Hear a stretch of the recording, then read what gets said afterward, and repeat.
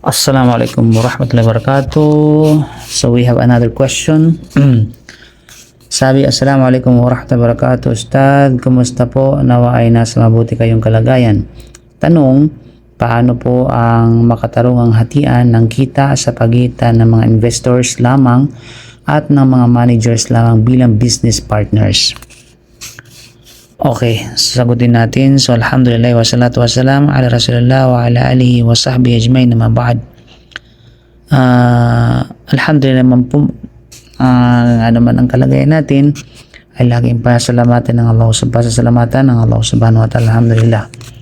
So, barakallahu fik sisters, sa napakahalagang tanong.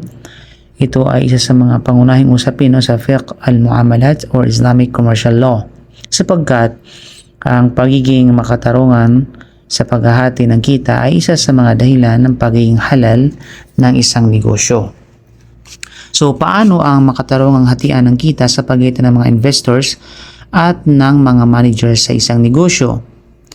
Bilang brief answer sa question, walang itinakdang porsyento o percentage ang Islam. Halimbawa, 50-50, 60-40, or 70-30.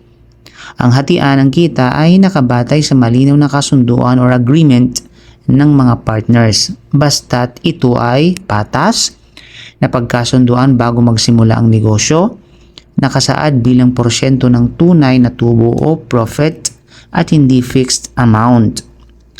So, ang Islam ay naguutos ng pagtupad sa kontrata. Sinabi ng Allah sa banal na Quran sa Suratul Ma'idah, Ya ayyuhalladhina amanu awfu bil uqud.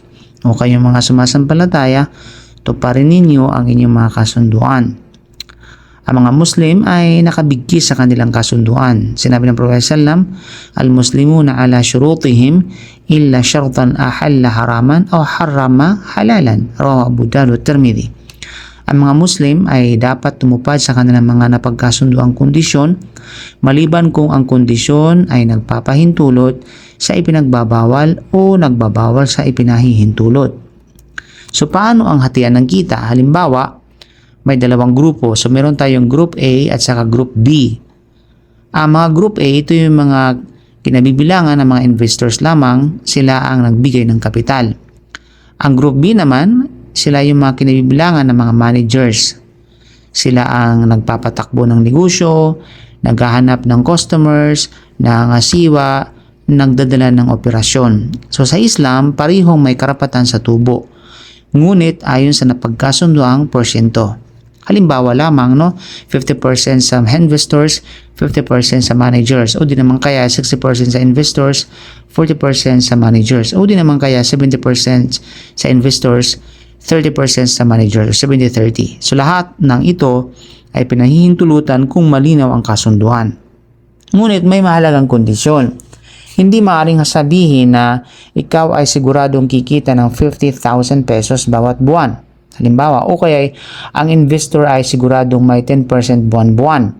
So ito ay hindi pinahihintulutan sapagkat naglalaman ito ng garantisadong tubo na maaaring humantong sa riba o kaya gharar o ambiguous.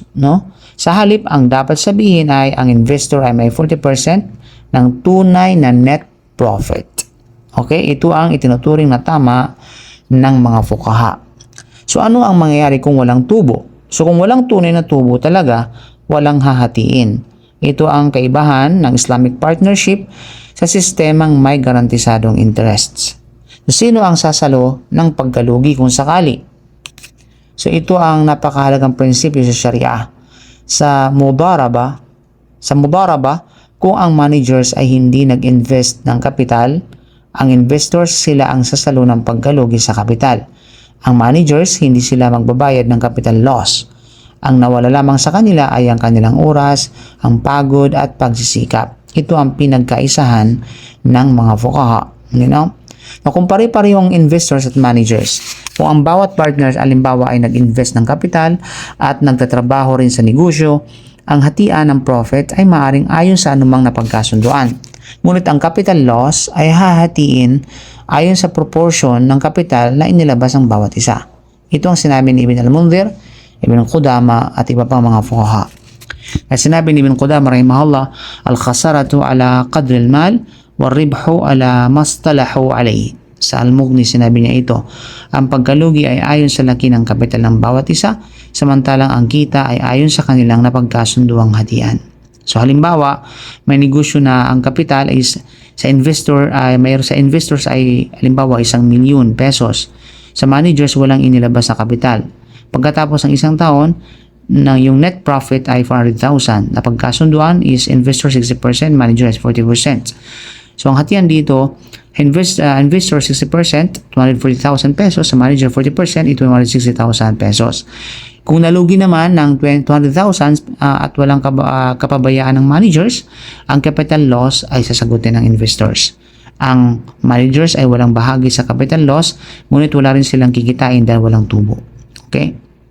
So mahalaga ring tandaan na kung ang managers ay manandaya, nagpabaya, lumabag sa kasunduan, gumamit ng pera ng walang pahintulot, maaari silang managot sa pinsalang idinulot nila. Ito ay hindi na ordinaryong business loss, kundi bunga ng ta'addi, yung paglabag o tafriq o kapabayaan. Okay? So bilang buod sa mga sasabi natin, sister, no, may itinakdang percentage ba ang Islam? Ang sagot ay walang itinakdang percentage ang Islam. Ano ang batayan ng hatian? Ito ay malinaw, nakasunduan bago magsimula ang negosyo. Dapat bang fixed amount ang kita? Hindi. Dapat percentage ang tunay na profit. Sino ang sasaluhan ng capital loss sa mudaraba? So ang sagot ay ang investors kung walang kapabayaan ang manager. Ano ang mawala sa managers kapag nalugi? Ang kanilang oras, pagod at pagsisikap. Tandaan natin kapag hindi kasali sa investments ang manager, ibig sabihin wala siyang nailabas sa capital dito. Kapag pareho may capital ang partners, paano ang pagkalugi? Ayon sa profession o proportion ng capital na inilabas ang bawat isa. So ang layunin ng Sharia sa pagipagnegosyo ay ang katarungan, kalinawan at pag-iwas sa alitan. Kaya napakahalaga na ang lahat ng kondisyon tulad ng kapital, tungkulin ng bawat partner, paraan ng paghahati ng kita at pananagutan sa pagkalugi ay malinaw na nakasaad bago magsimula ang negosyo. Kasi sinabi ng Allah, wa ta'awanu 'alal birri wat taqwa. Magtulungan kayo sa kabutihan at pagkatakot sa Allah. Hopefully naging malinaw, sister, ang bagay na ito. So Allah wala bisab. So kami hamdika syada la ilaha illa anta astaghfiruka wa atubu ilaik. Assalamualaikum warahmatullahi wabarakatuh.